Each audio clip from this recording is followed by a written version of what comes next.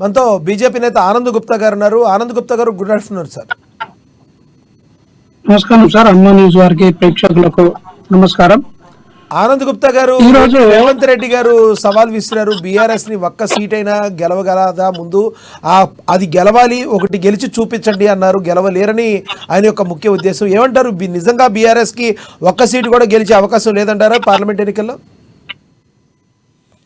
ఇప్పుడున్న పరిస్థితి లోపల బీఆర్ఎస్ అనేది ఒక పాత టీడీపీ అన్నమాట. అది ఈరోజు బీఆర్ఎస్ ఈ ఎలక్షన్ల తర్వాత భూస్థాపితం కావడం నిశ్చితార్థం జరిగిపోయింది. ప్రజలు దానికి పట్టం కట్టే పరిస్థితుల్లో లేరు. ఏదైతే గర్వంగా ఏదైతే కేటీఆర్ గారు మాట్లాడినరో అదే గర్వం మళ్ళీ రేవంత్ రెడ్డి గారు మాట్లాడుతున్నారు.